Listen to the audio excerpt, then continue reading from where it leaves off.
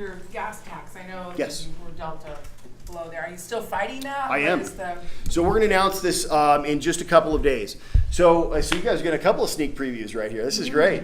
So, okay, so what happened is I was the one that has the repeal of the gas tax. So I sat there on the assembly floor and I said, this is absolutely insane. How can Jerry Brown pass this tax when the people of California never voted for it? So I took $2,000 out of my own pocket. I wrote the repeal of the gas tax with my attorneys. We filed it. But of course, Javier Becerra, the Democrat Attorney General, came back with a bogus, misleading, and deceptive title and summary, right? Because he doesn't want the voters to know that this is the repeal of the gas tax. So he wrote this summary that's going to try to confuse everybody, saying it's repealing transportation revenues, etc. I took him to Superior Court and I won. So this is unheard of. Thank you very much for that. This was unheard of. The judge said that it was so misleading, he took it out of his hands and he literally rewrote it himself and ordered him to use that new title and summary. So of course, Javier Becerra, with your taxpayer dollars, didn't take that sitting down. He appealed that to the Liberal Court of Appeals. They rubber stamped his decision. They didn't even publish it in the beginning. Ultimately, they finally did publish, but originally they didn't even publish their decision. And so then I took him to California Supreme Court. Well, unfortunately, California Supreme Court is now split. And unfortunately, it's split and leans to the left. California Supreme Court did not even take up our case, right? So what this means is it means the Democrats who control it. This is why I was on Tucker Carlson last week, and I said the political system is broken and the legal system is broken. It's a joke in California. It's a complete mockery of justice. So the Supreme Court is not even taking up the case. We talked to the Attorney General. They will not reset our clock on the repeal of the gas tax. And this is the problem. It's a legal catch-22. Because see, had I gotten signatures under the old title and summary, they would all be invalidated.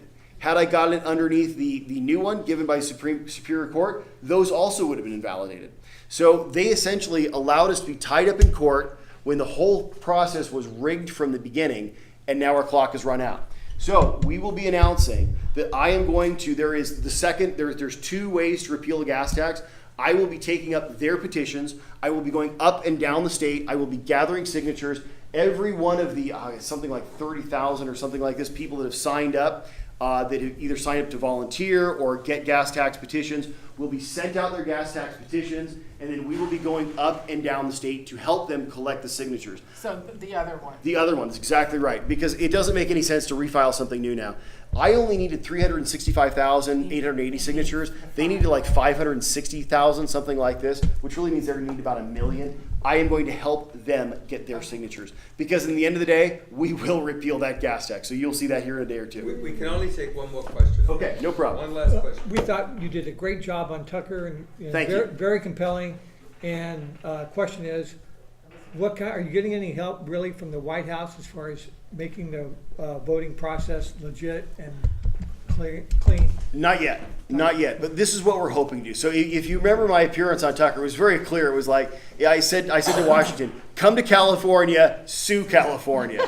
Because look, this is what we need. We need California to be taken to the Supreme Court of the United States, and we need federal law to be enforced. This is the only place that can do it. So I was doing my very best to kick down the door and say, our state is wide open. Come on in and let's get some work done. To date, they have not come. Realize Trump has not come to California yet. He needs to come.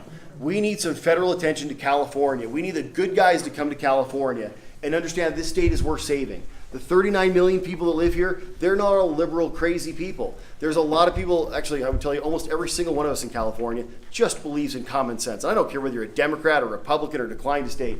People in California believe in common sense. The political leadership of California is what has driven our state off the cliff. Right. So absolutely, we want Trump to come out. We want Sessions to come out. We want them to enforce federal immigration law. We want them to clean up our voter rolls. We want to make sure that only California citizens are voting in California elections.